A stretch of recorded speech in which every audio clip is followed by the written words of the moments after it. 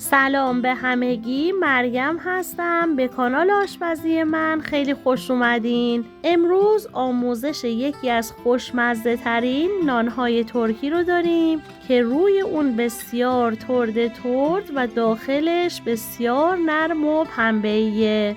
پیشنهاد میکنم این نونهای کنجدی جذاب و خوشمزه رو برای صبحانه یا عصرانه آماده کنید که طعم فوق‌العاده‌ای داره.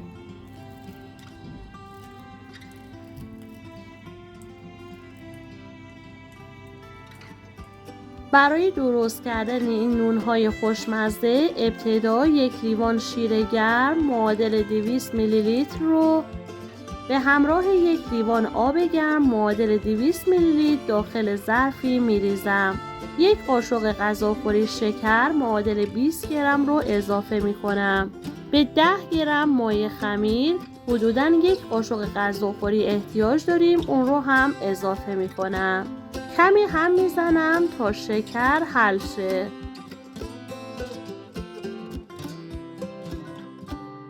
و بعد نصف لیوان روغن مایع معادل 100 میلی لیتر رو هم میریزم. دوباره کمی هم میزنم. به 5 لیوان آرد معادل 600 گرم احتیاج داریم. من آرد رو طی 2 مرحله اضافه می کنم.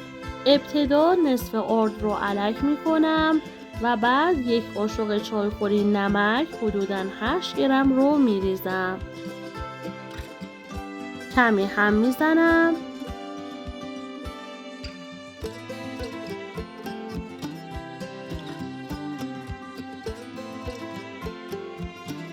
و بعد بقیه آرد رو هم می ریزم و الک می کنم.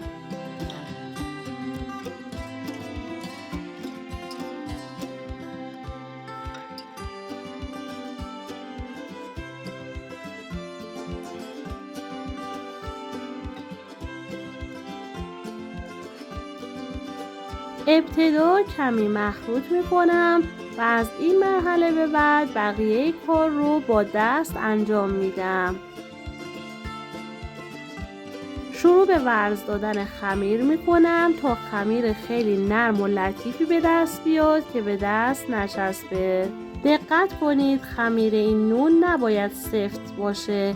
بیش از حد آرد اضافه نکنید چون خمیر این نون بسیار نرم و لطیفه.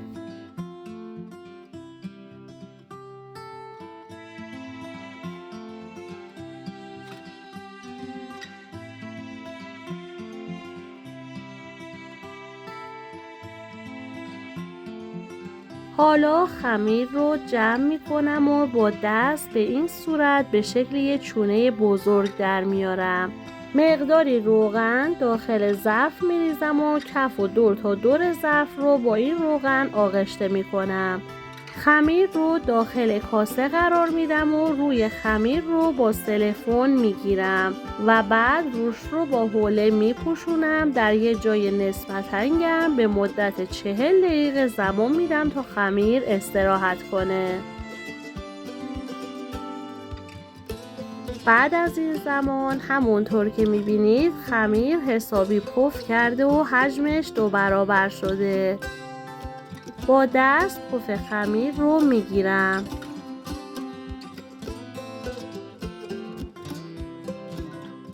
مقداری آرد روی سطح کار میپاشم و خمیر رو روی سطح کار قرار میدم.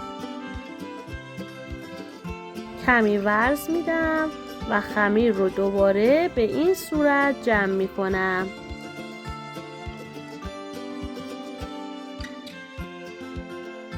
حالا به این شکل خمیر رو به 16 قسمت تقسیم می کنم.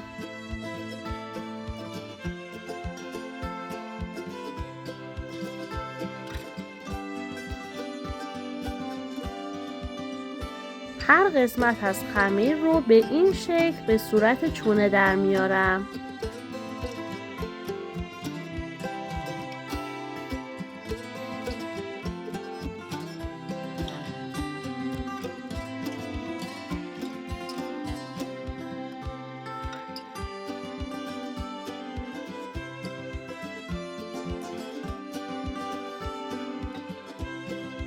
مقداری آرد روی تخته میریزم و بعد چونه های خمیر رو روش قرار میدم. از کنجد بو داده شده برای تزیین این نون ها استفاده میکنیم. برای رومال این نون های خوشمزه 4 قاشق غذاخوری شیره انگور رو به همراه نصف لیوان آب داخل ظرفی میریزم. کمی هم میزنم تا کاملا مخلوطمون یک دست شه. برای داخل خمیر نون هم از پنیر لاکتیکی رنده شده استفاده می کنم. یکی از چونه های خمیر رو برمی دارم، با دست به این صورت خمیر رو باز می کنم تا قطر خمیر حدوداً 12 تا 15 سانت بشه. مقداری از پنیر رو روی خمیر قرار میدم و بعد به این صورت شروع به رول کردن خمیر می کنم.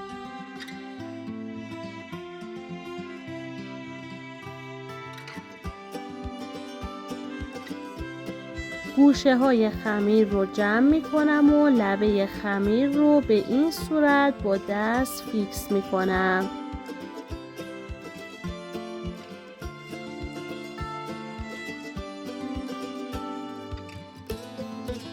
تا خمیر نونمون به این شکل آماده شه. حالا خمیر رو ابتدا داخل رومال قرار میدم که مخلوط آب و شیره انگوره و بعد داخل کنجد بو داده میذارم تا روی خمیر کاملا با کنجد پوشیده شه و بعد خمیر نون رو داخل سینی فر که از کاغذ روغنی استفاده کردم قرار میدم.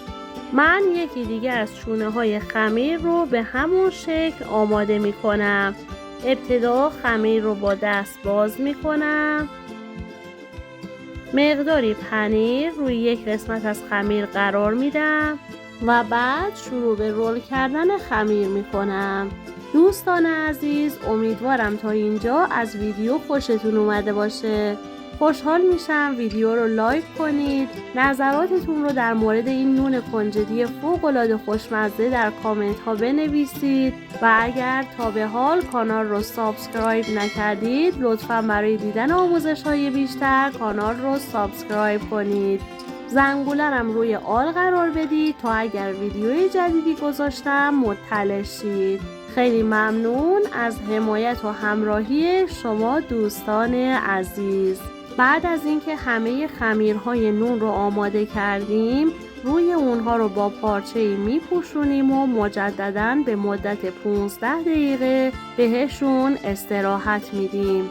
بعد از این زمان سینی فر رو در فر از قبل گرم شده در دمای 190 درجه سانتیگراد به مدت 30 تا 40 دقیقه بسته به نوع فر قرار میدیم تا نونهامون کاملا بپزند و روی نونهامون به این صورت کاملا برشته و خوش رنگ شه.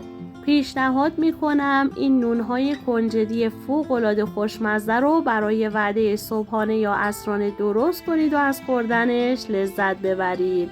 از اینکه تا آخر این ویدیو هم همراه من بودید بی نهایت سپاسگزارم.